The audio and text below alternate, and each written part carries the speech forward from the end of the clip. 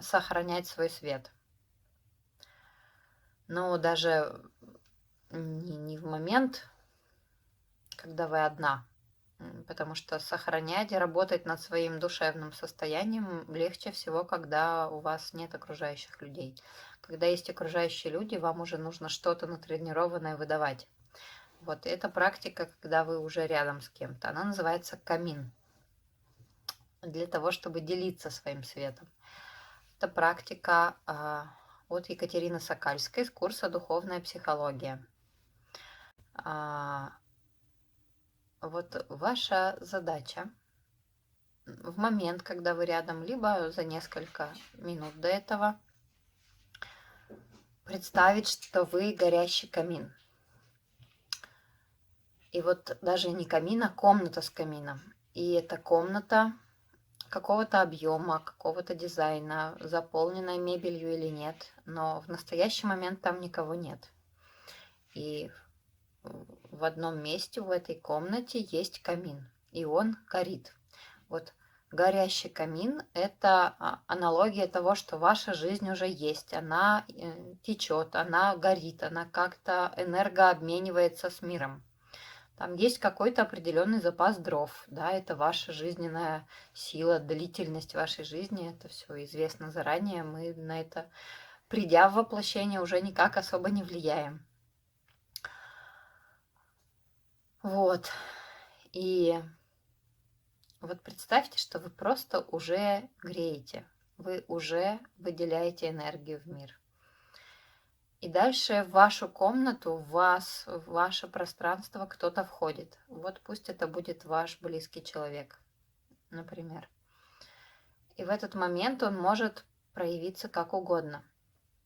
Вы, как камин, не можете на его поведение никак влиять. Он может поближе к вам подойти, подальше сесть, может стесняться, может там побольше дров подкинуть даже, да, усилить вашу там какую-то жизненную энергию. А может заслоночку притушить немножко, у вас воздуха меньше, камин медленнее горит.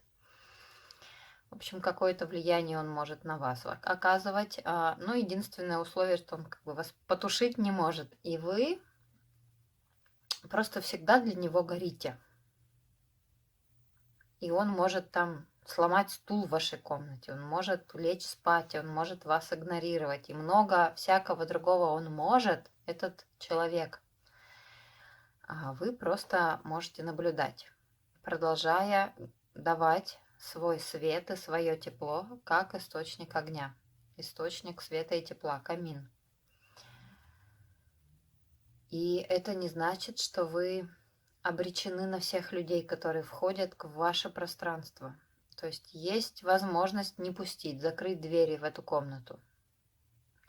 Но дальше, если вы уже впустили этого человека, вы, в общем-то, не можете на него влиять. Вы просто можете давать свет и тепло. А сколько он его возьмет ли вообще, это от вас вообще никак не зависит. Попробуйте эту практику, когда вы рядом, представляете, что вы камин, что вы тепло, свет, вы просто источник энергии. И в этот момент люди, все, хоть ближние, хоть дальние, они разворачиваются к вам своей светлой стороной. У всех у нас есть части, которые целые, живые, здоровые, а есть те части, которые, ну, травмированы, как-то травмированы. И если вы будете смотреть в эти части, то вам, конечно, нужно уметь их исцелять, например. Но если вы просто будете камином, в этот момент ваш близкий разворачивается к вам своим светом и своим теплом. Вы работаете магнитом. И когда он так разворачивается, он знакомится с собой с таким, например, с изобильным или с щедрым, или там с добрым, заботливым. Он становится, он так проявляется, вы его таким видите, и он себя таким видит. И таким образом человек знакомится с собой и с этой стороны. Если вдруг он о себе был какого-то нелестного мнения, да, мы, например, предполагаем низкую самооценку, то когда он к вам разворачивается своим камином, своей светлой, теплой стороной, он что-то делает, как-то проявляется, и вы можете на этом сфокусировать его внимание. Там, когда ты вот это, я очень счастливая. Когда ты, ой, спасибо, мне так приятно, когда ты мне помогаешь. Ну, подарил. Что-то он там сделал, теплые слова сказал. Вы обязательно верните это, что вам от этого хорошо. Когда он такой, рядом с таким ним, вы счастливая. Человек потихонечку начнет запоминать, что он вот такой. Я могу сделать свою женщину счастливой, я могу быть щедрым, я могу быть заботливым. И он все больше будет щедрым, заботливым и делающим вас счастливой. Разворачивает к вам людей их светлыми целыми гранями. Они есть у всех, иначе человек погибает. Он бы развалился, если бы у него не осталось целых частей. Ну, это дурдом сразу нас ждет, если мы полностью разваливаемся. Если же люди все еще не в дурдоме, нормальные, более-менее, значит, у них есть целые работающие части. Вспоминайте про аффективные блоки, да, они какие-то работают, какие-то не очень работают, но работающие всегда есть. Разворачиваем к себе людей. И таким образом их тень уходит в тень. Они к вам с светом поворачиваются.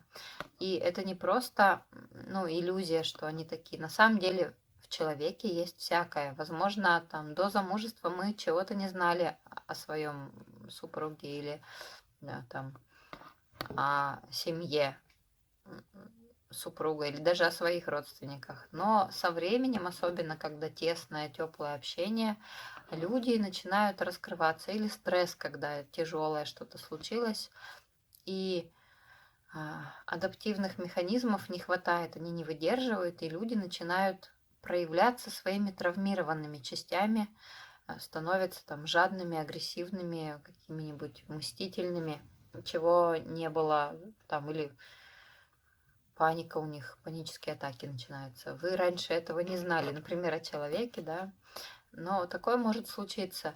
И когда вы с помощью камина или с помощью «я тебя вижу» развернете человека, это не значит, что он там притворяется. Это значит, что он лицевой стороной к вам. У него есть изнанка, у вас тоже есть изнанка, у меня тоже есть изнанка.